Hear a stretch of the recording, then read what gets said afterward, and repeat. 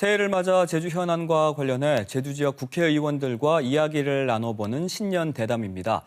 오늘은 마지막 순서로 서귀포시 위성권 국회의원 만나보겠습니다. 안녕하십니까, 의원님. 네, 안녕하세요. 반갑습니다. 위성곤입니다. 네, 새해가 밝았는데 우리 제주 도민 여러분께 새해 인사 한 말씀 전해주시죠. 예, 사랑하고 존경하는 도민 여러분, 새해 복 많이 받으십시오. 개면연은 토끼인데 토끼가 지혜와 그리고 또한 번영을 상징한다고 합니다. 그 토끼의 지혜와 그 풍요로움을 함께하길 기대하고요. 무엇보다 올 한 해는 더 어려울 것이라고 이 말씀들을 하고 계십니다. 그 어려운 것을 지혜롭게 잘 이겨나가서 우리 도민 모두가 행복하고 또 좋은 생활들을 보냈으면 합니다. 다 함께 늘 행복하길 기원드리겠습니다. 네. 재선으로 국회에 입성을 했고 21대 국회의원 임기도 이제 반환점을 훌쩍 돌았는데요. 재선 의원으로서의 활동 어떻습니까? 예, 전반기에는 농림해양수산위원회 간사로서 활동을 했고요. 간사 활동을 통해서 농지법 개정 등 농협의 많은 개혁 과제들을 일구었습니다. 공익형 직불제 개정안이라든가 그다음에 수산업 직불금 그리고 농업 직불금, 그러니까 임업 직불금 등을 만들었는데요. 그런 활동했고 이제 하반기 들어서는 원내 대표단에서 당직을 맡아서 활동을 하고 있습니다. 정책 수석 부대표 그리고 이제 제조당 위원장 역할을 하고 있는데요. 얼마 전에 예산심사에서 조선일보 등 언론사에서 예산 실세다라는 얘기를 들을 만큼 우리 지역 예산을 확보하고 정책을 반영하는 데 최선의 노력을 다했습니다. 물론 이제 야당의 당직자로서 그 정부 야당의 무책임과 그 무대응과 그리고 무관심에 대한 정책을 환기시키고 또 그것에 대해서 강력하게 요구하는 활동도 해왔습니다. 앞으로 민주당 안에서 윤석열 정부의 독선과 독주에 맞서서 민생입법 등 그리고 국민들을 챙기는 일들을 철저히 해나가고 또 민주주의를 지키는 일을 열심히 하겠습니다. 네. 자, 지금부터는 지역구 현안 질문을 드려볼까 하는데 성산읍에 추진되는 제2공항 사업 먼저 다뤄볼게요. 의원님께서는 2공항 사업에 대해서 보다 명확한 입장을 가지신 것 같거든요. 조건부로 성산 입지의 현 2공항 사업에 동의한다라고 보면 되는 건가요? 평소에 제가 얘기했던 얘기를 한 것이고요. 평소에도 저는 제2공항, 공항 인프라 확충이 필요하다고 얘기를 해왔고 그것의 전제로서 정보의 제공 그리고 절차적 정당성이 중요하다고 늘 얘기를 해왔습니다. 그 범주 안에서 얘기를 한 거고요. 입지의 문제에 있어서는 지금 새로운 입지를 논의하기는 어렵지 않겠느냐라는 생각입니다. 만약에 이제 도민 합의로 공항이 추진되어진다라면 그것은 성산이어야 되지 않겠는가라고 생각되어집니다. 왜 그러냐면 현재 있는 공항을 확충하는 것은 현저 불가능하다라는 기술적 판단들을 공유하고 있고요. 그 다음에 이제 중간에 이제 표선이라든가 다른 적지를 얘기하는 것은 또 그만큼의 새로운 지역적 갈등을 양산할 것이기 때문에 현재 이제 논의되어 왔던 성산공항이 바람직하지 않겠느냐 이런 생각을 드리는 말씀이고요. 저는 이제 국토부가 관련되어진 보안 영역에 대한 입장을 밝힐 것을 요구해야 했는데 그런 정보가 충실히 지금 제공되지 않고 또 한편 국민의힘에서는 제2공항을 군사기지 공항으로 하고자 하는 음모들을 지금 보고 있습니다. 이제 그런 문제에 대해서는 우리는 단호하게 대처하고 하겠다라는 입장이고요. 어떻든 간에 이 공항 문제는 제가 볼 때는 조속히 결론을 내는 것이 맞다고 보아지고 그것은 결국 이제 도민적 합의가 전제돼야 된다 이렇게 생각합니다. 근데 어제 보셨는지 모르겠지만 송재 의원이 이 자리에 출연을 하셔서 이 공항은 필요하다 하지만 입지는 좀 다시 짚어볼 필요성이 있다라고 했거든요. 의견이 좀 다르다고 봐야 할까요? 이제 각자의 위치와 입장이 있기 때문에 다른 의견이 있을 수 있다고 보아집니다. 그렇지만은 전체적으로 지금 현재 공항에 대한 갈등을 지난 8년 동안 겪어온 성산읍 주민들이라든가 그 주변 지역 그리고 또한 그것에 대한 평가를 본다라면 공항 입지를 뭐 다른 데 정하기는 쉽지 않을 거라 저는 생각을 하고요. 그건 뭐 이제 그 의원님의 생각이라고 보아집니다. 네. 결국 제2공항 사업은 올해 제주의 최대 이슈가 됐습니다. 반대 단체에서는 반발 회견도 열면서 또다시 찬반 갈등이 재현되고 있는 상황에서 뭐 이를 해결을 해야 하는 역할이 정부에게도 있겠지만 의원님께도 있을 것 같거든요. 어떻게 대응하실 계획입니까? 지금 현재 그 환경부의 이제 그 전략 환경 영향 평가 본안이 이제 제출되어진 거 아닙니까? 그런데 네. 국토부가 그 본안 내용을 공개를 안 하고 있습니다. 그것은 문제라고 보아집니다. 이건 우리가 늘 보아왔던 독재 정권의 밀실 행정이다. 이거를 그냥 밀어붙이기 위해서 밀실에서 야합해서 하고 있는 행위라고 저는 규정을 하고요. 국토부가 그것에 대해서 시급히 공개를 해야 된다고 생각이 되어집니다. 또한 환경부 또한 그것을 공개적으로 논의하는 것이 앞으로 이제 공항과 관련되어진 논의를 하는 데 있어서 중요한 의미를 갖는다라고 말씀을 드리고 싶습니다. 또한 관련해서 정부와 여당에서 제2공항을 군사기지로 하지 않겠다라는 구체적인 확약과 확답이 필요하다.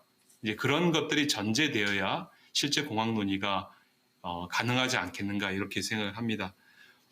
국민의힘에서는 국민의힘 북핵특위에서 실제 그 보고서에서 제주 제2공항을 거론하면서 실제 그런 준비를 해야 된다라고 얘기를 하고 있거든요. 네. 그것에 대해서 국민의힘에서도 구체적이고 명확한 입장이 필요하다라고 생각이 되어집니다.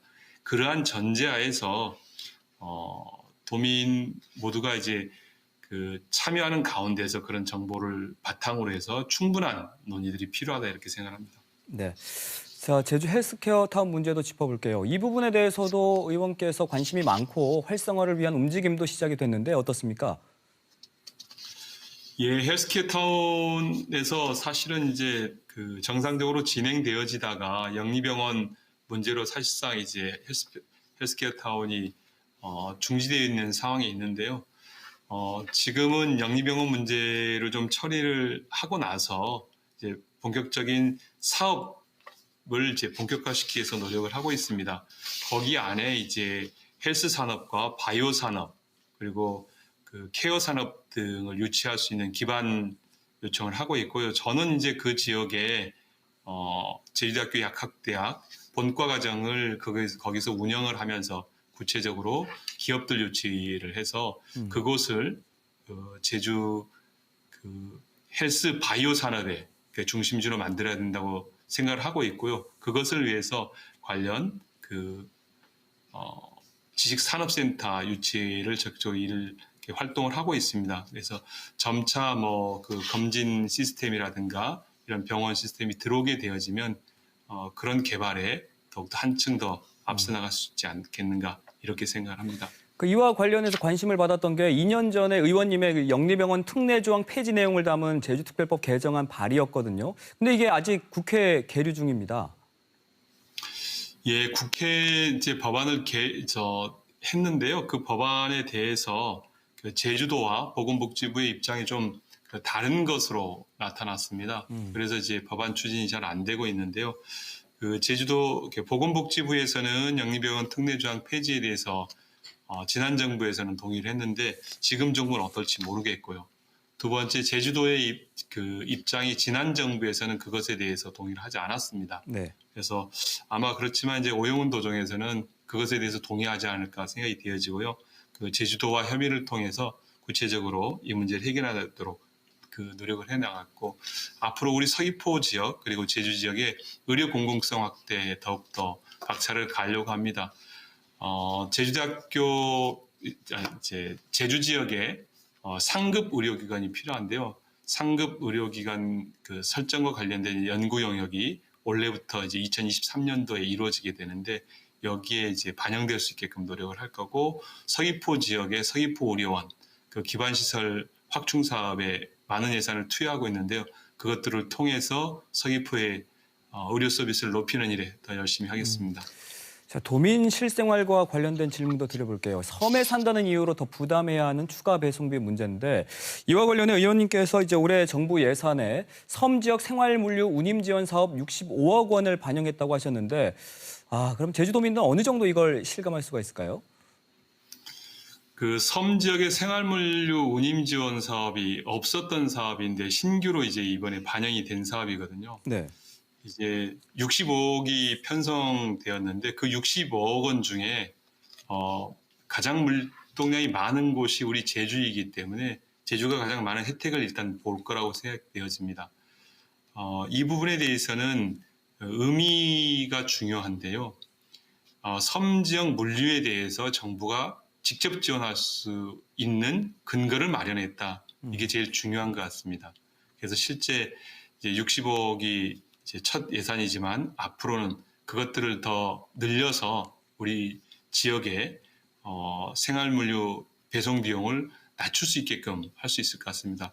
아시다시피 뭐 택배비가 어떤 것은 턱없이 뭐 27배나 많고 보통 뭐 도서 지역이라서 택배를 배송 안 해주고 이런 문제들이 있는데 이런 문제들까지 포함해서 앞으로 이제 생활물류비를 줄이는 데 더 노력을 하겠습니다. 네. 제주가 또 직면하게 될 문제, 일본 후쿠시마 원전수 해양 방출과 관련해서도 여쭤볼게요. 제주에서는 도내 수산업계 피해가 연간 4,500억 원에 이를 것이라는 전망이 나오면서 걱정이 참 큰데 마침 의원님께서 더불어민주당 후쿠시마 오염수 해양 방출 대응 단장이시더라고요. 어떻게 대응하고 계시고 또 정부의 대응도 궁금합니다. 예, 지난 7월에 일본 원안위에서 도쿄전력의 후쿠시마 원전 오염수 해양 방출을 승인을 하면서 본격화되어지고 있고 연구에 따르면 내년 4월에 방출이 되어지면 6개월 또는 7개월에 이제 제주 해역에 도착할 것이라는 연구까지 있습니다. 네. 그런 연구 결과로 본다라면 우리 제주 수산업에 막대한 영향을 미칠 거라고 보아집니다. 수산물만이 아니라 다른 농산물에도 많은 영향을 미칠 거라고 보여지거든요. 그런데 정부의 대처는 매우 안일합니다.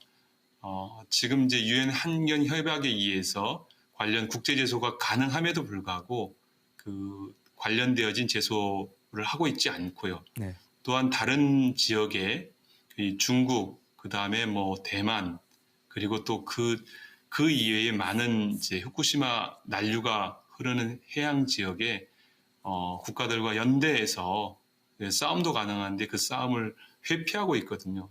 그리고 또 우리 수산업에 대한 구체적 대책도 마련하고 있지 못하고 그래서 그것을 이제 지적하고 그것에 대해서 대안 마련 촉구를 하고 있습니다.